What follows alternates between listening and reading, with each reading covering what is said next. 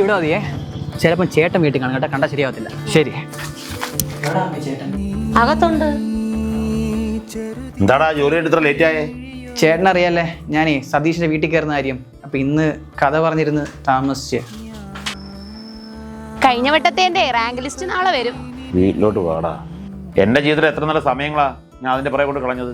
അവ എന്നെ കണ്ടതല്ലേ വളർന്നേ, എന്നിട്ടാ നിങ്ങൾ കാണിക്കുന്നേ? വിഷ്ണു, ഇവ ഏത് പെങ്കൊച്ചിന്റെ കാര്യ പറയുന്നേ? പെങ്കൊച്ചോ? പെങ്കൊച്ചിന്റെ കാര്യമൊന്നും അല്ല പറഞ്ഞേ. ഇത്ര നേരം എന്തോ കേട്ടോണ്ടിരുന്നേ? പിന്നെ നീ എന്തോ ഇത്ര നേരം പറഞ്ഞോണ്ടിരുന്നേ? എത്ര വർഷം ഞാൻ PSC പറഞ്ഞ് നടന്നയാ, എന്നിട്ട് പല ജോലി കിട്ടിയോ? പിന്നെ എന്തിനാ ഈ സമയം കളയുന്നേ? ജോലിക്ക് പോകുന്നതിന്റെ കള്ളം പറഞ്ഞല്ലേ ചേട്ടാ? അത് പിന്നെ ഇതൊന്നും വെച്ചാ ചെയ്യ്. അവൻ പറഞ്ഞാലും കാര്യമല്ലോടാ. നീ എന്തിനാ ജോലിക്ക് വന്ന അവനോട് കള്ളം പറഞ്ഞേ? അവന്റെ സമയം നഷ്ടപ്പെട്ട് നിന്റെ സമയമെങ്കിലും നഷ്ടപ്പെടാതിരിക്കാൻ അവൻ ഓരോന്ന് പറയുന്നത്. അപ്പൊ അവനത് പിടിക്കത്തില്ല. ഞാനിവിടെ ഒന്ന് ശ്രമിച്ചു നോക്കട്ടെ.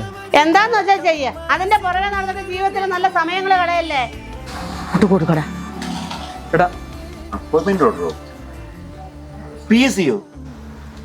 കൊറ കൈ ഇപ്പൊ കഷ്ടപ്പെട്ട ഫലം ഉണ്ടോ എന്ന് തെളിയിച്ച്.